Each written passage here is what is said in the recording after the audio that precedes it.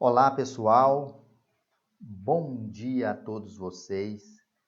Vamos para uma sequência de 3 aulas, que são as 3 últimas aulas do ano de 2016. São 3 aulas linkadas uma com as outras.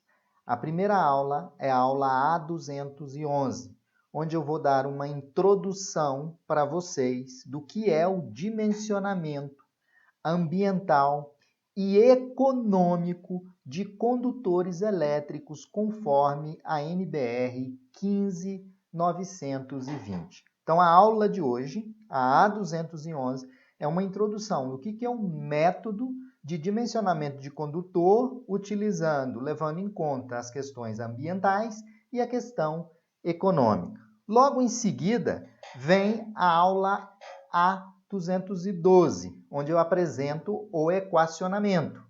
E depois, a aula A203, eu trago um exemplo onde calculamos a seção do condutor utilizando o método ambiental e econômico. Então, vamos à nossa primeira aula, dessa metodologia, que é a aula A211, onde uma introdução dos métodos vou apresentar para vocês.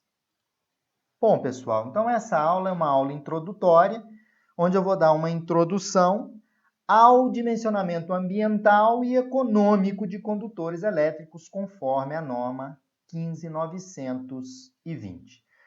E, primeiramente, para a gente entender a metodologia, que não é complexa, é importante entender o que é o dimensionamento ambiental de um condutor. O que é esse dimensionamento ambiental de um condutor? Para a gente entender isso, olha essa primeira frase que eu coloquei aqui. Devido à resistência do cabo elétrico, ele dissipa energia na forma de calor. Não é? Então, o cabo, todos os condutores elétricos e cabos, ao serem percorridos por uma corrente devido à sua resistência, ele dissipa energia em forma de calor pelo efeito Joule. Isso implica que os condutores elétricos eles não têm 100% de eficiência no transporte de energia. Então, 2 itens importantes. Qualquer condutor elétrico tem uma resistência. E essa resistência, ao longo da transmissão da energia, ela vai dissipar energia na forma de calor devido ao efeito Joule. Isso é uma perda, que a gente chama perda por efeito Joule. Essa perda que existe nos cabos, ela vai requerer que seja gerada uma energia adicional para compensar as perdas. Então, como tem perda nos cabos, deve ser gerada uma energia adicional para compensar essas perdas. Os cabos, durante sua vida útil, em função do efeito Joule, emitem CO2. Então, veja bem, o cabo esquenta, devido à resistência dele, ele dissipa no ambiente a energia. Essa dissipação por efeito Joule emitem no ambiente o CO2, que é o dióxido de carbono. Então, veja bem, devido à resistência do cabo, nós temos uma dissipação de energia. Essa dissipação de energia faz com que o cabo ali naquele momento, que ele está em funcionamento, que ele está na sua carga, ele emite no meio ambiente o dióxido de carbono, o CO2. Bom, o dimensionamento ambiental consiste em quê? Pessoal, o dimensionamento ambiental consiste em reduzir a perda por efeito Joule e assim diminuir a emissão de dióxido de carbono, que é o CO2, devido ao aquecimento dos cabos. Então, veja bem, o dimensionamento ambiental é eu dimensionar o condutor de tal forma que ele reduza a emissão de CO2 em função do aquecimento da perda Joule. por efeito Joule. Então, eu tenho que reduzir a perda. Agora, pessoal, reduzir a perda por efeito Joule. Como que eu reduzo isso? Obviamente, aumentando a seção do condutor. Quando você aumenta a seção do condutor, diminui a resistência do condutor. Diminuindo a resistência, você vai diminuir a potência dissipada e a energia dissipada. Portanto, diminuir a perda por efeito Joule significa reduzir a resistência do cabo. E para isso é necessário aumentar a seção transversal do condutor. E isso vai implicar numa redução da emissão de CO2 significativamente. Então, tem aqui no nosso desenho os cabos, à medida que passa a corrente elétrica por eles, devido à sua resistência, eu tenho uma corrente e eu tenho o tempo. O produto da resistência vezes a corrente ao quadrado vezes o tempo me dá a energia dissipada. Essa energia dissipada lançada ao ambiente, ela lança junto o CO2. Como que eu reduzo a emissão de CO2? Aumentando, verificando aqui na segunda lei de Ohm, aumentando a seção do condutor. Porque à medida que eu aumento a seção do condutor, eu vou diminuir a resistência. Diminuindo a resistência, diminuir as perdas, ou seja, diminuir a energia dissipada. Obviamente, vai reduzir a emissão de CO2. Então, pessoal, o que é o dimensionamento ambiental? O dimensionamento ambiental é aumentar, fazer um dimensionamento de tal forma que a seção do condutor seja aumentada de tal forma a minimizar as perdas, portanto, reduzir a emissão de CO2 no ambiente, no meio ambiente. Ok, pessoal? Bom, agora temos que entender o que é o dimensionamento econômico. Quando nós aumentamos a seção do condutor, significa que nós vamos aumentar o custo inicial do cabo, né? Seus acessórios, o custo do cabo, seus acessórios, das linhas e da mão de obra para a instalação.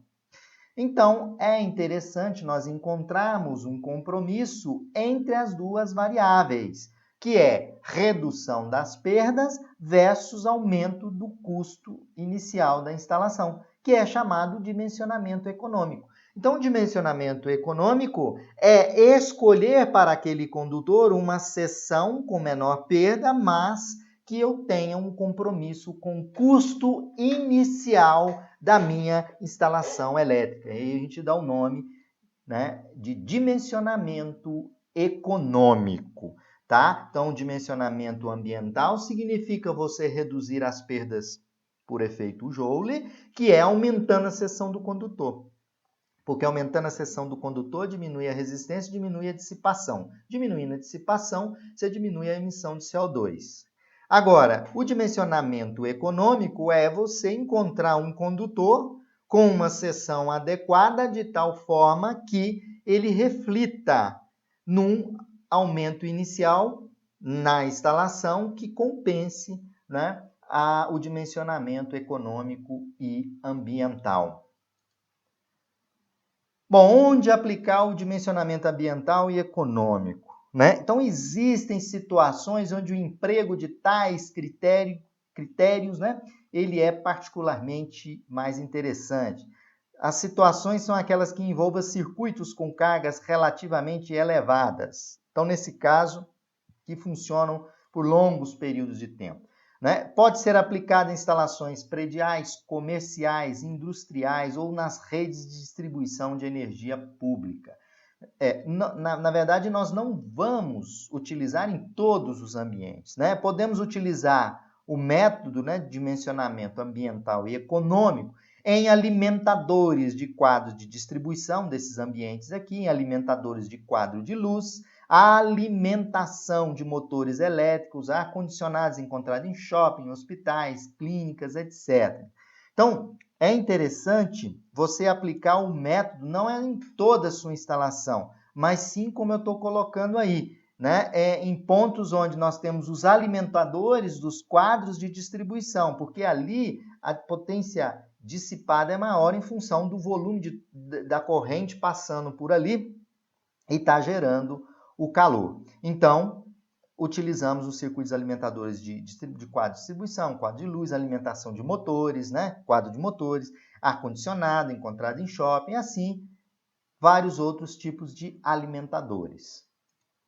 Bom, ainda falando no dimensionamento econômico, nós podemos aumentar a seção do condutor. Isso me leva a ter um condutor de alta condutividade. Porque quando você aumenta a seção do condutor, você aumenta a condutividade. Aumentando a condutividade, você vai o quê? Vai baixar as perdas Joule. Vai ter maior eficiência energética, né? E melhor investimento que você pode ter. E também menor emissão de CO2. Isso vai contribuir, né, para a sustentabilidade ambiental. Né? Isso tudo fazendo o dimensionamento do cabo em função da questão ambiental e a questão econômica. Então, a base de tudo isso é contribuir para a sustentabilidade ambiental. Não é? De que forma? Você aumenta a seção do condutor, isso diminui as perdas, você terá maior eficiência energética, melhor investimento, né? Isso você vai ter uma redução do CO2 que vai contribuir por um fator muito importante, que é a sustentabilidade ambiental.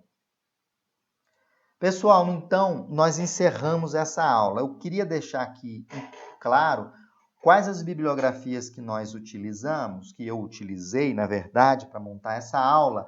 É a NBR 15920, ela é de 2011. Ela trata do dimensionamento econômico e ambiental de cabos. E também utilizei um livro do professor Wilton Moreno, são cabos elétricos de baixa tensão, conforme a NBR 5410, é um livro da Cobrecon. Também utilizei ele como referência e também a norma 15920. Agora, pessoal, no canal da Universidade da Elétrica, você já sabe que nós podemos contribuir com o meio ambiente.